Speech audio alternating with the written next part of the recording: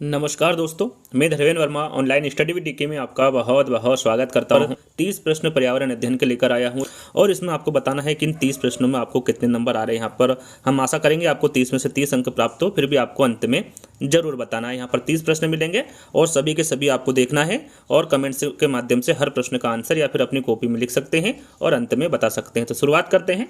यहाँ पर पहला प्रश्न आपका, सबसे पहले आपको क्या करना है, वीडियो को लाइक करना है, शेयर करना है और चैनल को जल्दी से सब्सक्राइब कर लेना है। तो यहाँ पर पहला प्रश्न है आपका, कौन सी पर्वत श्रेणी भारत में स्थित है। यहाँ पर पूछा गया है कौन सी पर्वत श्रेणी है जो कि भारत में स्थित है। यराकान योमा है, सुलेमान है, साल्ट रेंज है या फिर पीर पंजाल है। तो यहाँ पर देखिए कौन सी पर्वत श्रेणी भारत में स्थित है ये पूछा गया है, तो आपका राइट आंसर होगा पीर पंजाल। जो पीर पंजाल है दोस्तों ये भारत में है, जम्मू कश्मीर में स्थित है। बाकी हम अराकान योमा की बात करें तो ये म्यांमार में है। यदि पूछा जाए कि अराकान योमा की जो पर्वत श्रेणी है कहाँ पर स्थित है, तो ये म्यांमार में है। सुलेमान की हम बात करें तो पाकिस्तान और अफगानिस्तान में है और साल्ट रेंज की हम बात करें तो ये पाकिस्तान में स्थित है। तो याद रखिएगा, भारत में पूछे तो आपका राइट आंसर पीर पंजाल होगा। डी वाला विकल्प आपका सही होगा।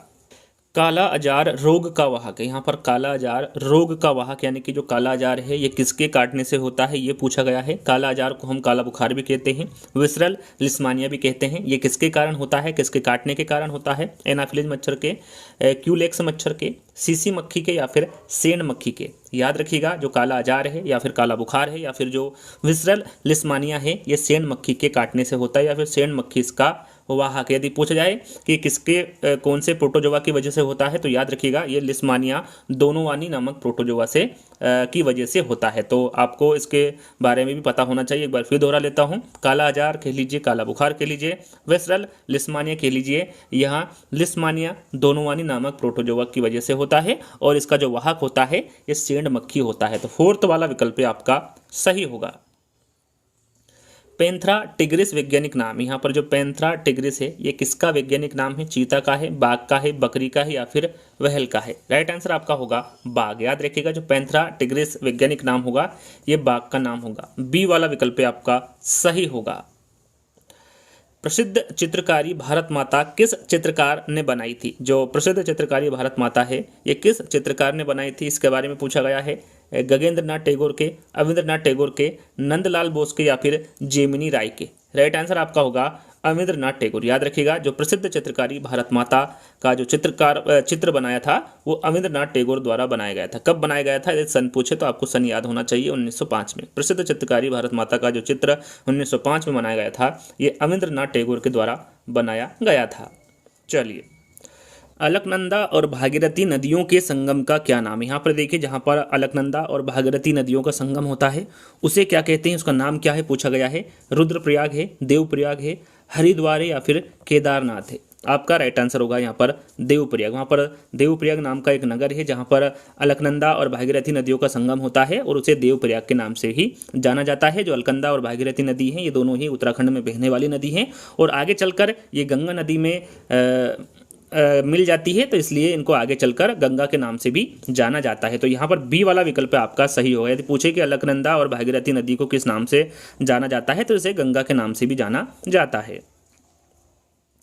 तिब्बत में सांगपो कहलाने वाली नदी कौन सी। यहाँ पर देखिए, तिब्बत में सांगपो कहलाने वाली नदी के बारे में आपको बताना है। गंगा है, ब्रह्मपुत्र है, सिंधु या फिर तिस्ता है। तो राइट आंसर आपका होगा ब्रह्मपुत्र। तिब्बत में सांगपो कहलाने वाली नदी कौन सी होगी, ब्रह्मपुत्र होगी। भारत की किस नदी को वृद्ध गंगा कहा जाता है। वृद्ध गंगा पूछे या फिर दक्षिणी गंगा पूछे, आपका राइट आंसर क्या होगा, गोदावरी। याद रखिएगा, भारत की किस नदी को वृद्ध गंगा कहा जाता है तो वो है गोदावरी नदी और गोदावरी नदी को दक्षिणी गंगा के नाम से भी जाना जाता है। इस बात का ध्यान आपको रखना है, गोदावरी नदी को वृद्ध गंगा के नाम से भी जाना जाता है तथा इस नदी को दक्षिणी गंगा के नाम से भी जाना जाता है। चलिए, यदि पूछा जाए कि गोदावरी नदी कहाँ से निकलती है तो इसके बारे में आपको पता होना चाहिए। जो गोदावरी नदी है ये महाराष्ट्र के नासिक जिले से निकलती है। चलिए, आंध्र प्रदेश और तमिलनाडु के तटीय भूभाग को क्या कहते हैं। आंध्र प्रदेश और तमिलनाडु के तटीय भूभाग को क्या कहते हैं पूछा गया है। कोंकण, कोरोमंडल, पूर्व तट या फिर मालाबार तट। याद रखिएगा, आंध्र प्रदेश और तमिलनाडु के तटीय भूभाग को कोरोमंडल कहते हैं। क्या कहते हैं, कोरोमंडल कहते हैं। सूखा रोग जो विटामिन डी की कमी से होता है यह शरीर के किस अंग को प्रभावित करता है। यहाँ पर देखिए दो प्रश्न आपको देखने को मिले कि विटामिन डी से कौन सा रोग होता है, तो सूखा रोग होता है जान लीजिए, और यह शरीर के किस अंग को प्रभावित करता है ये पूछा गया है, त्वचा, बाल, हड्डियाँ या फिर रक्त। तो यहाँ पर हमारा राइट आंसर होगा हड्डियाँ। ये अधिकतर जो है ये बच्चों में पाया जाता है और इससे हड्डियों में विकृति पैदा हो जाती है, किससे, विटामिन डी की कमी से। तो राइट आंसर आपका क्या होगा यहाँ पर, तीसरा वाला होगा। जोग जलप्रपात किस नदी पर स्थित है। काफी इंपोर्टेंट प्रश्न है, एग्जाम में पूछा जाता है। नर्मदा, कृष्णा, गोदावरी या फिर शरावती। आपका राइट आंसर होगा शरावती। याद रखिएगा जोल जलप्रपात, जोल जलप्रपात को हम जरसपा याद रखिएगा, इसको हम जोग जलप्रपात को जलसपा जलप्रपात के नाम से भी जानते हैं, और ये शरावती नदी पर स्थित है। यदि पूछा जाए कि जोग जलप्रपात कहाँ पर स्थित है शरावती नदी पर, तो ये कर्नाटक में स्थित है। याद रखिएगा आपका यहाँ पर फोर्थ वाला विकल्प सही होगा। चलिए, निम्नलिखित में से किस अंतर्राष्ट्रीय टेनिस प्रतियोगिता का आयोजन किसी तय स्थान पर नहीं होता। यहाँ पर देखिए वो कौन सा अंतर्राष्ट्रीय टेनिस प्रतियोगिता है जिसका आयोजन किसी तय स्थान पर नहीं होता है, आपको सही आंसर बताना है। तो यहाँ पर देखिए आपका फ्रेंच ओपन, यूएस ओपन और ऑस्ट्रेलियन ओपन, ये तीनों ही एक सीमित तय जगह पर होता है, लेकिन जो डेविस कप है इसका जो आयोजन होता है, अंतर्राष्ट्रीय टेनिस प्रतियोगिता का जो आयोजन होता है ये तय स्थान पर नहीं होता है। तो राइट आंसर आपका यहाँ पर बी वाला होगा, टेनिस कप। यहाँ पर बी वाला विकल्प आपका सही होगा। चलिए, संविधान निर्माता के दर्शन और आदर्श संविधान में हम कहाँ देख सकते हैं। मूल अधिकार में देख सकते हैं, राज्य की नीति के निर्देशन में तत्व में देख सकते हैं, प्रस्तावना में देख सकते हैं, या फिर मूल कर्तव्य में देख सकते हैं। तो राइट आंसर आपका होगा प्रस्तावना। संविधान निर्माताओं के दर्शन और आदर्श संविधान में हम प्रस्तावना में देख सकते हैं। तो यहाँ पर तीसरा वाला विकल्प आपका सही होगा। निम्नलिखित में से किस अनुच्छेद के तहत कोई भी व्यक्ति अपने मूल अधिकार के उल्लंघन के लिए सीधे उच्चतम न्यायालय में जा सकता है। वो कौन सा अनुच्छेद है, अनुच्छेद 32 से, 28 से, 29 से या फिर 31 से। आपका राइट आंसर होगा यहाँ पर अनुच्छेद 32। याद रखिएगा भाग 3 में दिए गए मूल अधिकारों के उल्लंघन पर कोई व्यक्ति अनुच्छेद 32 में दिए गए संवैधानिक उपचारों के तहत सीधे उच्चतम न्यायालय में जा सकता है। कौन से अनुच्छेद के अंतर्गत, अनुच्छेद 32 के अंतर्गत।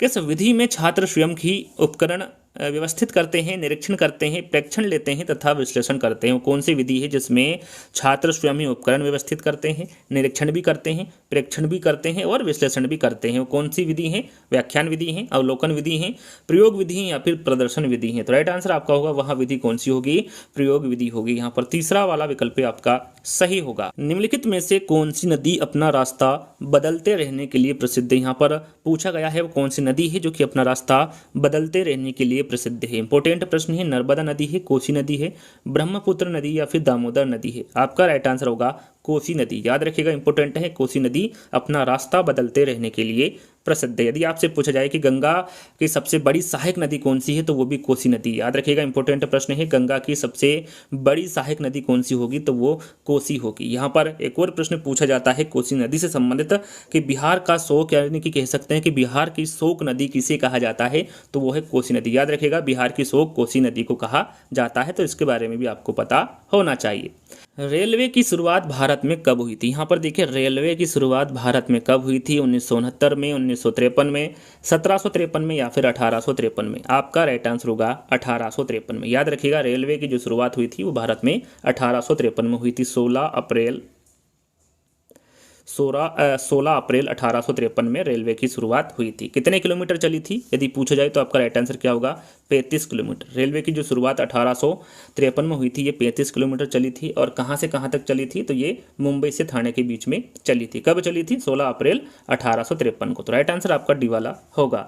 चलिए, तंजावुर मंदिरों या फिर ब्रह्मदेश्वर मंदिर में कौन सी नृत्य शैली प्रदर्शित की जाती थी। कुचिपुड़ी, भरतनाट्यम, कथक या फिर कथकली। यहाँ पर आपको यदि पता होगा कि तंजावुर मंदिर या फिर ब्रह्मदेश्वर मंदिर कहाँ पर स्थित है, कौन से राज्य में स्थित है, तो आप यहाँ पर इन चारों विकल्पों में से आंसर चुन सकते हैं। तो आपको पता होना चाहिए कि तंजावुर मंदिर या फिर जो ब्रह्मदेश्वर मंदिर है ये कहाँ पर स्थित है, तो याद रखिएगा ये तमिलनाडु के तंजौर में स्थित है। कहाँ पर है, तमिलनाडु के तंजौर में। यदि आपको तमिलनाडु का प्रसिद्ध नृत्य पता होगा कि कौन सा है, तो आप यहाँ पर आंसर लगा सकते हैं कि वो है भरतनाट्यम। भरतनाट्यम जो शास्त्रीय नृत्य है ये किस राज्य का प्रसिद्ध नृत्य है, ऐसे प्रश्न पूछा जाता है, तो आपको सभी को पता होगा भरतनाट्यम है। तो भरतनाट्यम जो है दोस्तों ये नृत्य शैली प्रदर्शित की जाती है तंजावुर मंदिरों या फिर ब्रह्मदेश्वर मंदिर में। तो राइट आंसर आपका क्या होगा, बी वाला होगा। आपको पता होना चाहिए कि जो ये मंदिर है ये कहाँ पर स्थित है, तो ये तमिलनाडु के तंजौर जिले में स्थित है।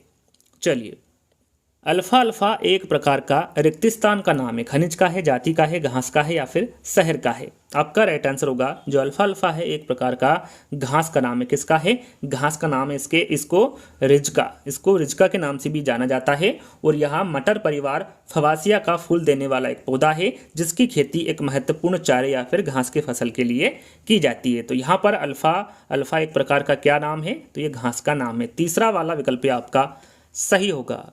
निम्नलिखित में से किसने एक दिवसीय अंतर्राष्ट्रीय मैचों में सर्वाधिक शतक बनाए। सभी को पता है कि किसने एक दिवसीय अंतर्राष्ट्रीय मैचों में सर्वाधिक शतक बनाए हैं, तो वो है सचिन तेंदुलकर। कितने शतक लगाए हैं इन्होंने, टोटल 49 शतक लगाए हैं एक दिवसीय अंतर्राष्ट्रीय मैचों में, 49। तो यहाँ पर पहला वाला विकल्प आपका सही होगा। क्योटो प्रोटोकॉल का प्रथम शिखर सम्मेलन किस देश में आयोजित किया गया था। प्रश्न को दोहरा लेते हैं। क्योटो प्रोटोकॉल का प्रथम शिखर सम्मेलन किस देश में आयोजित किया गया था। संयुक्त राज्य अमेरिका, जर्मनी, जापान या फिर स्विट्जरलैंड। राइट आंसर आपका होगा जापान। याद रखिएगा क्योटो प्रोटोकॉल का जो प्रथम शिखर सम्मेलन आयोजित किया गया था ये जापान में किया गया था।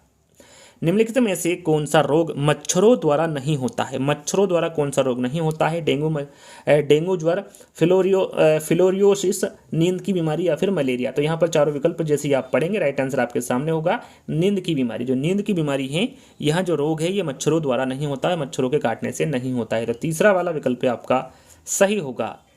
जीवमंडल आरक्षित क्षेत्रों की पहली परियोजना स्कीम कौन सी थी। यहाँ पर देखिए जीवमंडल आरक्षित क्षेत्रों की पहली परियोजना स्कीम के बारे में पूछा गया है। सुंदरवन जीवमंडल आरक्षित क्षेत्र थे, नीलगिरी जीवमंडल आरक्षित क्षेत्र, नंदा देवी जीवमंडल आरक्षित क्षेत्र या फिर मन्नार की खाड़ी जीवमंडल आरक्षित क्षेत्र। तो यहाँ पर आपका राइट आंसर होगा जीवमंडल आरक्षित क्षेत्रों की पहली परियोजना स्कीम के बारे में पूछा गया है, तो आपका राइट आंसर होगा नीलगिरी जीवमंडल आरक्षित क्षेत्र। इसकी स्थापना कब हुई थी, तो याद रखिएगा इसकी स्थापना 1886 को हुई थी। बात करें सुंदरवन जीवमंडल आरक्षित क्षेत्र की, तो इसकी स्थापना 1989 को हुई थी, 1989 को। और नंदा देवी जीवमंडल की हम बात करें तो इसकी स्थापना 1988 को हुई थी। और मन्नार की खाड़ी की हम बात करें तो इसकी स्थापना 1989 को हुई थी। तो यहाँ पर आप समझ सकते हैं देखकर सन कि कौन सी पहली परियोजना है, तो वो है हमारा नीलगिरी जीवमंडल आरक्षित क्षेत्र। तो यहाँ पर बी वाला विकल्प आपका सही होगा।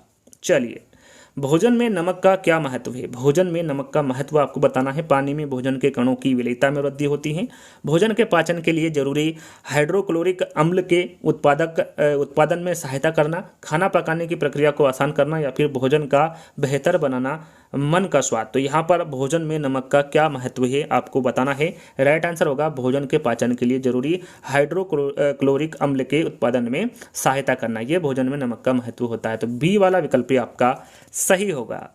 विटामिन B2 का दूसरा नाम है। यहाँ पर देखिए विटामिन B2 का दूसरा नाम क्या है। थायमिन है, हीमोग्लोबिन है, राइबोफ्लेविन है या फिर ड्रेक्रोज है। यहाँ पर विटामिन B2 का दूसरा नाम पूछा गया है, आपका राइट आंसर होगा राइबोफ्लेविन। ये विटामिन B2 का दूसरा नाम होगा। यहाँ पर तीसरा वाला विकल्प आपका सही होगा। उस विटामिन का नाम बताइए जो किसी भी पशु खाद्य में नहीं पाया जाता। विटामिन B12 है, विटामिन C है, विटामिन D है या फिर विटामिन K है। काफी इंपॉर्टेंट प्रश्न है। आपका राइट आंसर होगा विटामिन C। यह एकमात्र ऐसा विटामिन है जो किसी भी पशु खाद्य में नहीं पाया जाता। यदि हम बात करें इसका रासायनिक नाम के बारे में, तो इसका रासायनिक नाम आपको पता होना चाहिए एस्कॉर्बिक। याद रखिएगा एस्कॉर्बिक विटामिन C का रासायनिक नाम होता है। और उससे कौन सा रोग होता है, तो इससे स्कर्वी रोग होता है। कौन सा रोग होता है, विटामिन C से स्कर्वी रोग होता है और उसका रासायनिक नाम एस्कॉर्बिक है। तो यहां पर आपका जो राइट आंसर होगा वो बी वाला होगा। चलिए, कौन सा विटामिन रक्त का थक्का बनाने में सहायक है। Vitamin B, vitamin C, vitamin K या फिर विटामिन E। सरल सा प्रश्न है, आप सभी को पता है। वहाँ विटामिन K है जो कि रक्त का थक्का बनाने में सहायता करता है। तीसरा वाला विकल्प आपका सही होगा। मानव शरीर में कौन सा अंग कार्बोहाइड्रेट को ग्लूकोज के रूप में संग्रहित करता है? आंत, अमाशय, अग्नाशय या फिर यकृत? आपका राइट आंसर यहाँ पर होगा यकृत। याद रखिएगा, मानव शरीर में यकृत अंग कार्बोहाइड्रेट में ग्लूकोज के रूप में संग्रहित करता है। यहाँ पर डी वाला विकल्प आपका सही होगा। चलिए, मृदा जल तनाव निम्न में से किस उपकरण द्वारा मापा जाता है? मृदा जल तनाव निम्न में से किस उपकरण द्वारा मापा जाता है? फोटोमीटर, पायरोमीटर, साइक्रोमीटर या फिर टेंसियोमीटर? मृदा जल तनाव निम्न में से किस उपकरण द्वारा मापा जाता है पूछा गया है, तो ये टेंसियोमीटर के द्वारा मापा जाता है। फोर्थ वाला विकल्प आपका सही होगा। जली पौधों का भोजन स्रोत होता है। जली पौधों के भोजन के बारे में पूछा गया है कि इनका स्रोत क्या होता है? पादप पल्वक होते हैं, समुद्री खरपतवार होते हैं, जली पल्वक होते हैं या फिर प्राणी पल्वक होते हैं? तो राइट आंसर आपका होगा जली पौधों के भोजन के बारे में पूछा गया है, तो आपका राइट आंसर क्या होगा? पादप पल्वक। जली पौधों का भोजन पादप पल्वक स्रोत होते हैं। यहाँ पर पहला वाला विकल्प आपका सही होगा। अगला और अंतिम प्रश्न, जैसा कि टोटल 30 प्रश्न आपको मैंने बताए थे। यदि अब आपने अभी तक वीडियो को लाइक नहीं किया तो लाइक करके जाना है, इसको शेयर करके जाना है और चैनल को बिना सब्सक्राइब करे नहीं जाना है यदि आपको ऐसे ही वीडियो और भी चाहिए। तो थिल्लाना एक प्रारूप है, किसका है? कथक का है, कुचिपुड़ी का है, ओडिसी का या फिर भरतनाट्यम का है? थिल्लाना एक प्रारूप है, किसका है? राइट आंसर आपका होगा भरतनाट्यम का। याद रखिएगा, थिल्लाना एक भरतनाट्यम का प्रारूप है। यहाँ पर डी वाला विकल्प आपका सही होगा। तो यहीं पर आज के 30 प्रश्न समाप्त होते हैं पर्यावरण अध्ययन के। तो आज का वीडियो आपको कैसा लगा आपको कमेंट्स के माध्यम से बताना है। अच्छा लगे तो लाइक करना है, शेयर करना है और चैनल को सब्सक्राइब कर लेना है। जल्दी ही दोस्तों एक नई वीडियो के साथ मिलेंगे, जब तक के लिए धन्यवाद।